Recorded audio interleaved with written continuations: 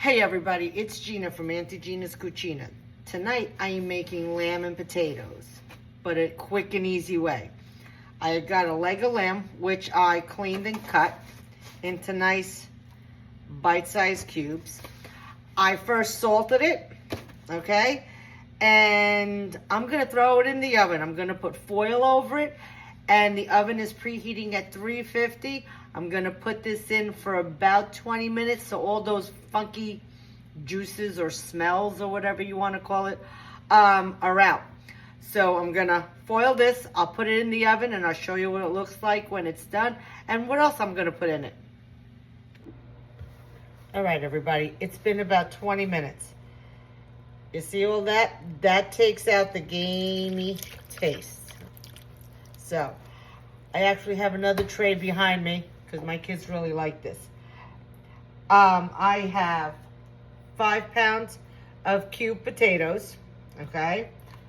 I have 1.5, I have no more space, 1.5 onions, all just sliced.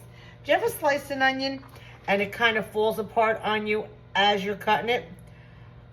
Leave this little part on. Don't cut it off. That holds the whole onion together. All right? So that is about a medium onion and a half. I have half a can of crushed tomatoes. We're going to put salt. All right? About 1 tablespoon of oregano, some olive oil. All right, again, I don't measure. And about, we'll say, a half a cup of white wine. Now, again, I use my hands. They're clean. And just mix it all together. And now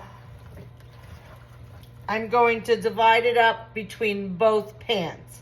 I am going to put about a cup of water, put the foil back on it, and after a half hour, check and see if the potatoes are done. Because if the potatoes are done, it should be done.